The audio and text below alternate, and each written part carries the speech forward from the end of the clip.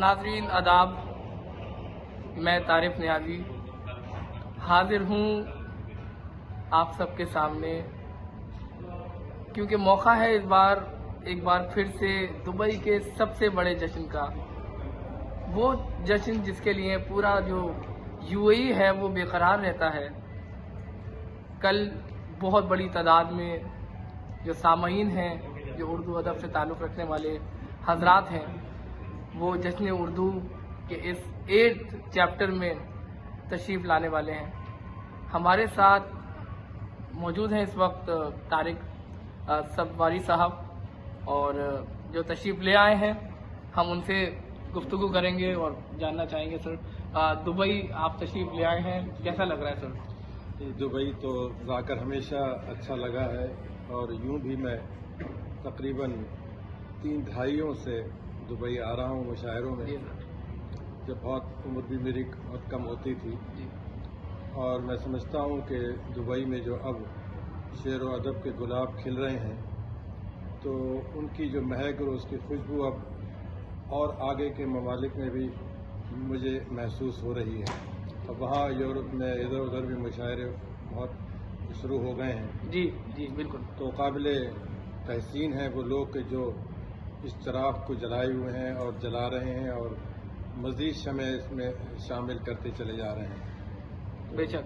जी जी। मुझे ये बताएं कि दुनिया भर में सब जगह पे मुशायरे हो रहे हैं, लेकिन शायर को जो एक अटैचमेंट है, एक तरह से मैं कहूँ तो दुबई के मुशायरों में आने के लिए हर कोई ख्वाहिशमंद रहता है कि दुबई शेख रशीद ऑडिटोरियम, तो मतलब कुछ एक और दिमाग में जो है बात चलती है, शायरी और ऑडियंस के हवाले से कोई बात चलती है दिमाग में कि शेख रशीद ऑडिटोरियम में पढ़ना है कल, और बहुत ही जिसको कहते हैं ज़ौक़ वाले सामईन होते हैं। नहीं, क्या गाजी साहब, मैं ये मुशायरों में भी अक्सर जब मैं जाता हूँ तो वहाँ ये बात मैंने कही है कि किसी भी मुशायरे की कामयाबी का इन्हिसार महज शायर के पढ़ने पर नहीं होता, बल्कि उस राब्ते पर होता है सामईन और शायर के दरमियान जो पैदा होता है। बिल्कुल।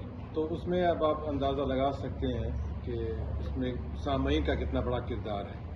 तो जहाँ सामईन अच्छे होते हैं और वहीं मुशायरा जो है वो कामयाब होता है और एक रिवायत बनती है।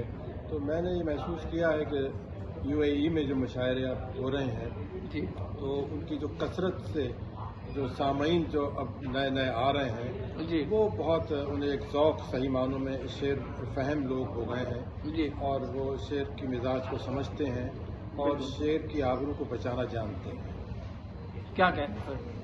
सर, सैयद फरहान वस्ती एक ऐसा नाम कि जो दुनिया में उनके चाहने वाले हैं, और जो ये खिदमत अंजाम दे रहे हैं 2010 से, मेरे ख्याल में कि जो उर्दू अदब के लिए उनका जो ताउन है वो, उसके बारे में सर आप क्या फरमाएंगे? ये नियाज़ी साहब, मैंने पिछले मुशायरे में भी ये बात कही थी कि फरहान वास्ती ने जो मुशायरे में जो किरदार अदा किया है और जश्न उर्दू के हवाले से ये जो मुशायरे उन्होंने मुनक़िद किए हैं जी, और ज़ाहिर है उसमें जो एक मुनफरिद बात यही थी कि उनके सामईन जो हैं वो बहुत अहम थे जी, बाज़ौक़ और अहले नज़र, तो जिसकी वजह से उस मुशायरे में एक नई ज़िंदगी मिली और अहले ज़ौक़ और अहले अदब का जो हल्का है पूरी दुनिया में, वो उसमें इस मुशायरे की पज़ीराई हुई।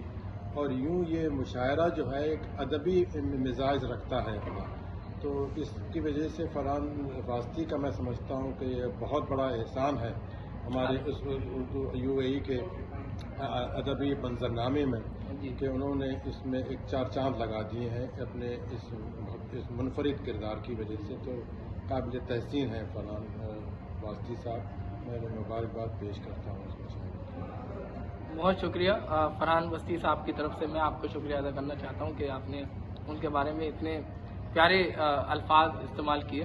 सर, कुछ 2-3 शेर अगर आप सुनाना चाहें हमारे सामईन जो इस टाइम पे जश्न उर्दू के चैनल पर हमें देख रहे हैं, तो वो चाहेंगे कि मैं हमेशा एक ही शेर सुनाता हूँ और वो एक पैगाम भी होता है मेरा जी लोगों के लिए। एक पुरानी गज़ल है मेरी जी जो चित्रा ने गाई भी थी कि एक न एक शमा अंधेरे में जलाए रखिए, ایک نہ ایک شمع اندھیرے میں جلائے رکھیے، صبح ہونے کو ہے ماحول بنائے رکھیے. کیا کہنے، کیا کہنے، صبح ہونے کو ہے ماحول بنائے رکھیے. تو ماحول پوری طریقے سے بن گیا ہے حضرات. جشن اردو ٹائم 8 چیپٹر آف جشن اردو شیخ رشید آڈیٹوریم دبئی میں جو ہے وہ پوری طریقے سے سارے لوگ تیار ہیں. طارق سر بھی تیار ہیں اور باقی جیسے جیسے جو شعراء حضرات ہیں وہ آتے رہیں گے. میں آپ کے ان سے ضرور ملاقات کراؤں. بہت شکریہ. اللہ حافظ.